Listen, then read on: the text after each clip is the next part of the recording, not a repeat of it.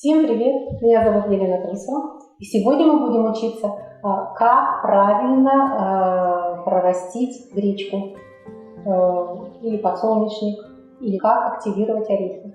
Начнем с гречки. Так как у всех разный уровень подготовки, у всех, кто смотрит мое видео, и вопросы обычно бывают разные, так чтобы мы были как бы на одном уровне понимания, что мы делаем, то именно для этого это видео и снимается. То есть я использую для проращивания, например, гречки, подсолнечника, кунжута и всех остальных злаковых семян, использую вот такие пластиковые контейнеры с крышечками. Что мы делаем? Значит, например, говорю про гречку. Для того, чтобы прорастить гречку, берем зеленую гречку, не коричневую, потому что только зеленая прорастает, а коричневая обработана, уже обжаренная, и она мертвая пища.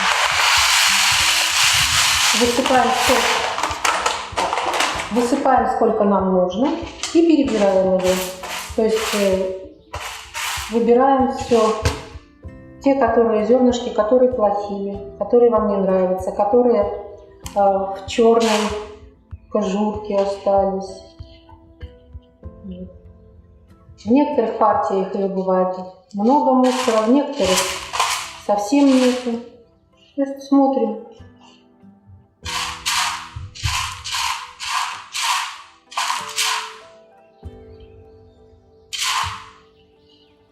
И вот здесь.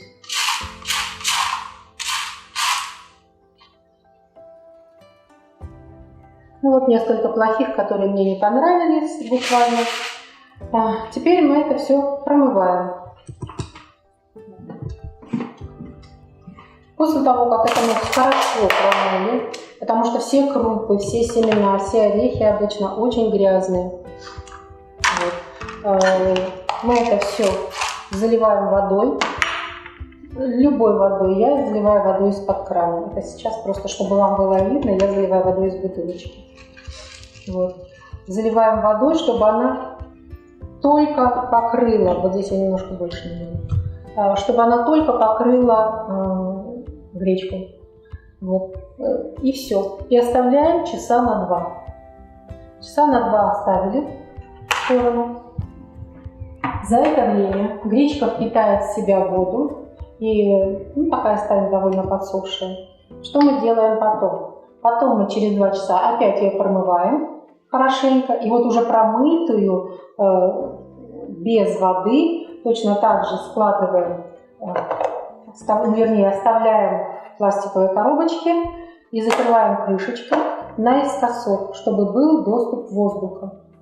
Вот. И в таком виде оставляем на 12 часов. Очень удобно это оставить на ночь. То есть пришли, например, с работы, промыли гречку, сколько нужно вам на завтра, или я, например, делаю на 3 дня, мне вполне хватает. Вот сразу. То есть промыли, на 2 часа замочили, и вечером на 2-3 часа. Вечером перед сном еще раз промыли, сложили в коробочку, закрыли вот так наискосок, и за ночь вы спите, она прорастает.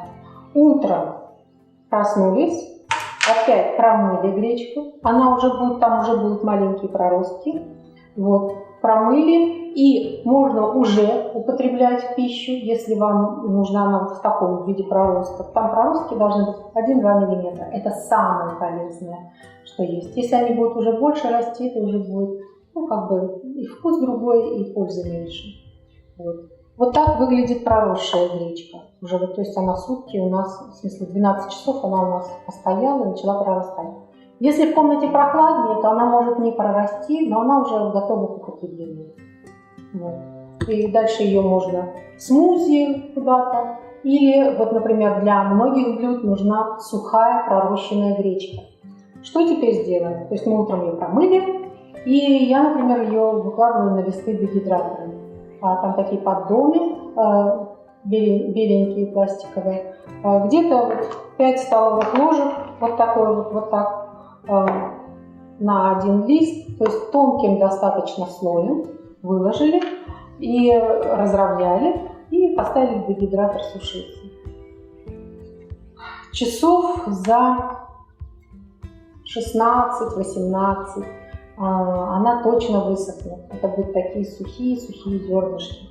Вот у меня здесь есть такая уже высушенная гречка. Там кое-где видны росточки, оставшиеся, как тоненькие такие волосики. Вот. Но вкус у нее абсолютно другой, чем у непроросшей гречки. Это, во-первых. Во-вторых, усвоение тоже совершенно другое. Она усваивается гораздо лучше, чем просто зеленая гречка. Почему? Потому что все крупы, все орехи, все бобовые, у них всех есть такие вещества, которые называются ингибиторы. Ингибиторы не дают прорастать ореху или вот семенам, злакам раньше времени. А что такое раньше? Ну, в смысле, когда наступит это время? Когда будет влажно, тепло. То есть, если мы создаем такие условия, когда влажное тепло, ингибиторы так, зернышко так дзынь, все подходит, и мы начинаем прорастать. То есть ингибиторы уходят, и начинает увеличиваться количество витаминов, начинают минералы там преобразуются, сахара преобразуются, крахмалы. Но это как бы, я не буду в это вникать. Для меня важно то, что увеличивается количество витаминов, и пользы, и усваиваемость увеличивается. Вот. В этом самое главное. Дальше семечки подсолнечков я тоже часто использую. Они делаются точно так же, абсолютно для прорастания. То же самое. То есть сначала перебрать, потом хорошенько промыть, потом замочить часа на 2-3 в таком небольшом количестве воды, то есть чтобы только покрыло эти семечки. Потом опять хорошенько промыть, вот так же поставить крышечкой, уже без воды, чтобы был доступ воздуха, и на ночь оставить 12-14 часов, кому на ночь, кому как. Вот. И тогда оно будет готово, на следующее утро уже готовый продукт. Точно так же можно их употреблять уже и сырыми, в виде соусов, можно просто в салат добавить, еще как-то. Вот. Или вот мне, например, когда нужно, чтобы они были сухие, точно так же раскладываю на листы дегидратора. Там есть только решеточки, чтобы оно, так как они покрупнее, чем гречка, тоже те же 4-5 столовых ложек раскладываю на решеточку дегидратора, разравниваю хорошенько и ставлю сушиться.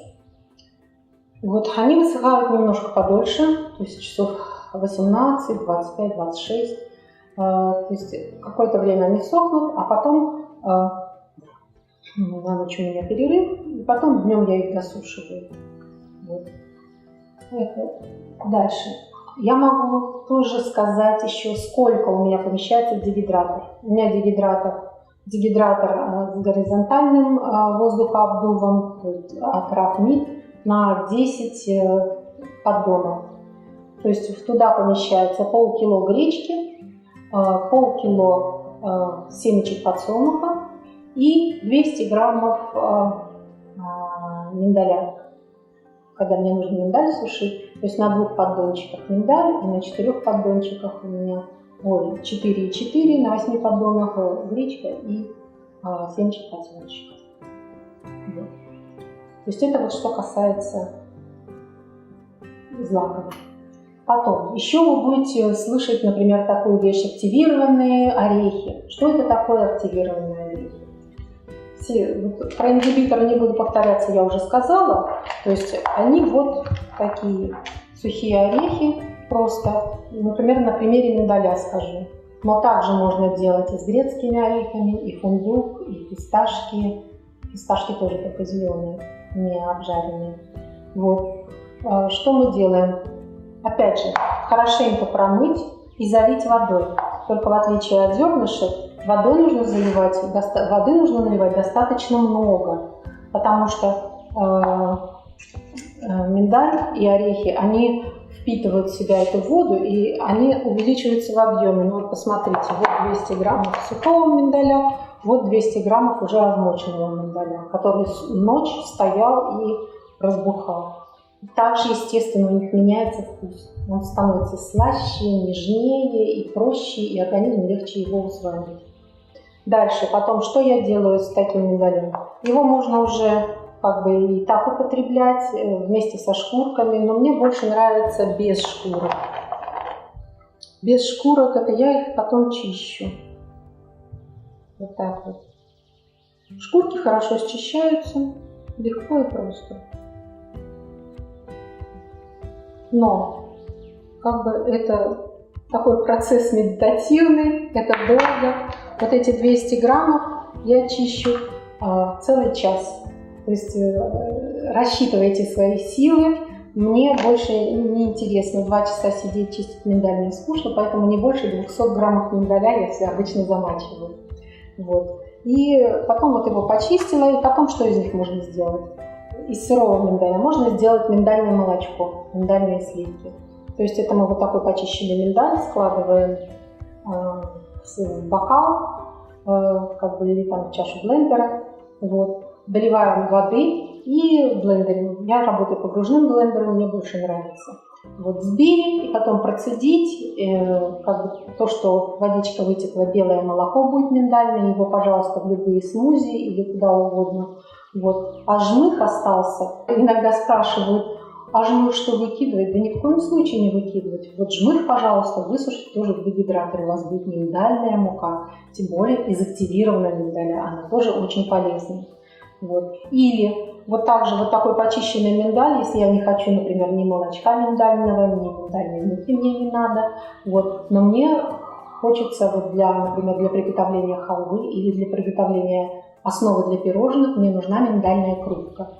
Вот миндальную крупку я делаю, то есть я вот этот уже очищенный миндаль выкладываю в чашу блендера с S-образными ножами, там блендерю его немножко, то есть чтобы оно в такую крупку превратилось, и потом выкладываю точно так же на листы дегидратора. Вот 200 граммов, это на 2 листа дегидратора выкладываю, и они буквально вот часов за 14-16 у меня за день практически, за день они у меня высыхают. Вот становится такая хрустящая, очень вкусная вещь. Еще можно, ладно, сразу лишь покажу, вот эти вот листочки для украшения. Можно их просто вот так вот порезать, вот такими, скажем, вот так, лепестками. Вот такие лепестки получаются. И сушить уже сразу лепестками. И потом очень красиво получается украшать вот такими лепестками, например, пироженки, торты, все что угодно. Вот такие вот лепесточки.